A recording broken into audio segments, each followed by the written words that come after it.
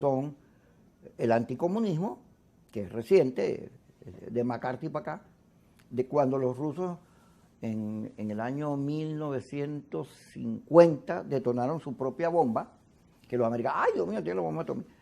Y el otro miedo que tienen los americanos es el racismo, el supremacismo racial, que no pueden ver mexicanos, negros, porque es una sociedad de inmigrantes, pero tiene un racismo, bueno, que dio origen al Ku Klux Klan y los derechos civiles de los negros, que Martin Luther King, todo lo que significó eso. Ahora, fíjate, la realidad es que los americanos cada día, políticos de giros en su política, se meten menos directamente, siempre consiguen unos intérpretes. Pero lo cierto es que el antiimperialismo alimenta esos miedos. Una política, López Obrador, que es un hombre de izquierda, en vez de ponerse en el antiimperialismo, más bien se puso en todo lo contrario y logró una relación con Trump, que Trump es guau, el anticomunismo, la nueva derecha, que es Trump, que es el anticomunismo más... Bueno, y fíjate, logró una relación de entendimiento porque le dijo, vamos a relacionarnos de respeto. Yo creo que el antiimperialismo es una cosa vieja ya. Más bien el antiimperialismo alimenta a los anticomunistas.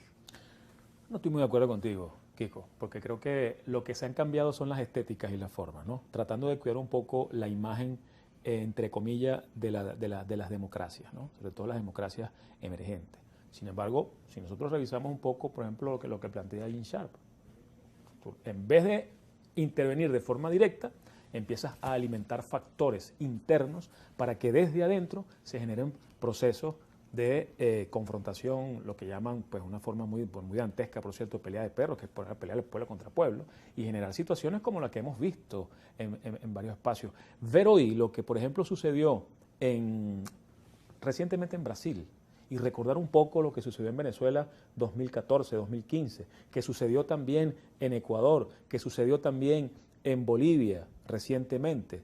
Yo creo que forma parte de una nueva manera de intervenir en los asuntos internos sin que necesariamente tengas tú, como se dice pues en criollo, comprate el lío con tu cara, y dando la cara al asunto. Al contrario, estás buscando otras alternativas, otras formas de intervenir que no ponen, digamos que necesariamente, el acento en el rostro visible de quien está llevando adelante estos procesos. Ahora están las famosas ONG, están las famosas organizaciones que supuestamente empiezan a generar cooperación técnica internacional o cooperación técnica con la sociedad civil interna de los países. Y a través de esas dinámicas es que empiezan a verse. Es impresionante. Mira, yo recientemente estuve en Bolivia, estuve participando en el Congreso del CLAT y me llamó mucho la atención en la ciudad de Sucre ver el mismo símbolo que utilizaron aquí en Venezuela durante los años 2014 y 2015. Forma parte, insisto, de una nueva estrategia. Un puño cerrado, ¿no?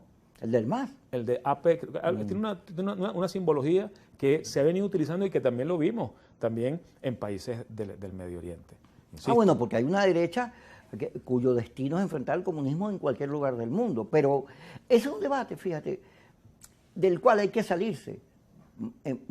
O sea, no es que no sea real, es real, pero hay que salirse de eso porque si los Estados Unidos ven a Venezuela, porque necesitan el petróleo, pero lo ven como un proveedor inestable, que puede terminar con rusos y chinos, bueno, toda la vida vamos a tener una gente ahí fastidiando y generando inestabilidad, pero si tú no te das cuenta que estás en esta parte del territorio y que lo que necesitas...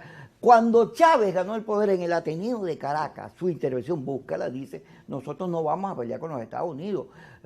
Teodoro Pekov decía, en Latinoamérica se puede hacer una revolución sin los Estados Unidos, pero no en contra. Entonces, la geopolítica, tú tienes que ser inteligente, porque si te pones, quíteme las sanciones, sí, te las voy a quitar mañana, pero el imperio, sí, mañana tienes que entender que hay que cambiar la relación con los Estados Unidos. Pero tiene que ser un cambio genuino de ambas partes, Kiko, en donde necesariamente se tiene que entender que Venezuela es un país soberano, que tiene sus propias dinámicas y que de alguna manera puede generar condiciones distintas para aportar, en medio de la crisis que ha generado la guerra de Ucrania-Rusia, generar algunas soluciones al problema energético que está viviendo otros países. Es una oportunidad para nosotros. Kant cuando escribió La Paz Perpetua, hablaba que la paz perpetua pasaba necesariamente por el fortalecimiento de las relaciones comerciales de las naciones, ¿no? Así es.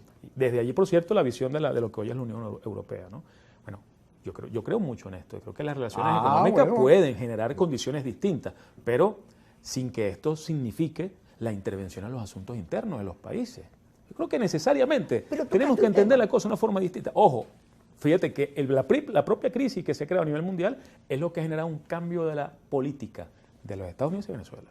Ajá, pero ahí vamos. Fíjate, yo veo una oportunidad enorme para recuperar la industria petrolera, recuperarla para que gas, luz, agua, infraestructura, las condiciones de desarrollo se para pagar deuda para que las zonas económicas se puedan desarrollar y tengamos mercado. Yo la veo así. Ahora, tienes que meterte en una discusión realista, que es que el balance que yo tengo de la confrontación de estos esos años, el resultado es un país quebrado, enemistado, profundamente sus instituciones afectadas, que tiene que regresar a la institucionalidad, al reconocimiento legal y a la paz, pero estás viendo salirse de la confrontación. Estás viendo las consecuencias del problema, pero la causa del problema es que somos un país bloqueado, somos un país sancionado que no ha tenido la posibilidad de desarrollar a plenitud sus capacidades económicas, que no ha podido desarrollar a plenitud su política internacional.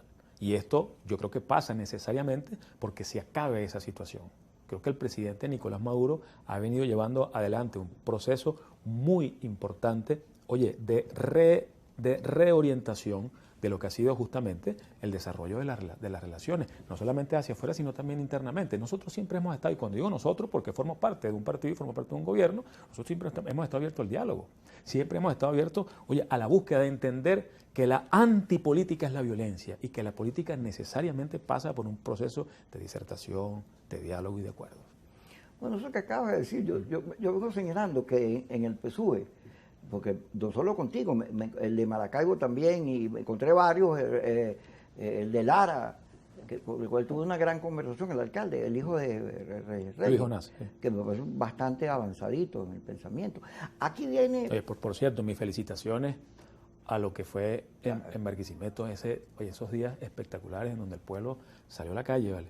Qué bonita esa actividad que se 4 millones. Mira, fabuloso. A mí me preocupa, un abrazo y un saludo, fíjate, a Luis Jonás. a mí me preocupa sobre lo que está ocurriendo con los maestros y la situación del dólar, varias cosas. La primera, me preocupa que vayamos a repetir dos errores. Uno, es la aparición de grupos irregulares o que no son policiales, paramilitares, como lo quieras llamar, círculos, lo que te dé la gana, que empiezan a caerle encima a las manifestaciones. Y no dejan, hoy leía que los jubilados se iban a reunir y no los dejaron. Y hay en Sidor denuncias de grupos que piden que los otros protesten. Me preocupa que regresemos a cuando tú no podías ir a la Plaza Bolívar porque te tiraban unas piedras, o no podías ir alguien del gobierno a los restaurantes porque los caceroleaban. Me preocupa que volvamos otra vez a esos niveles de intolerancia que vivimos en el pasado y que hay que superar, porque eso no sirve para nada. Eso lo que hace es retroceder en el avance de la tolerancia y la democracia. Pero también me preocupa el tema económico porque la inyección permanente de dólares al Banco Central pareciera que no es la solución porque es un mientras tanto. Y luego el dólar siempre empuja y se lleva por más plata que le metas al Banco Central. Pareciera, a mí me dicen los economistas, que si el gobierno permite que a través del sistema financiero de los bancos circule el dólar en tarjetas de crédito, ahorro, etcétera, y eso pudiera evitar este fenómeno que estamos viviendo, que hay inflación en dólares. Cuando regresemos, vamos a hablar de eso. Ya estamos con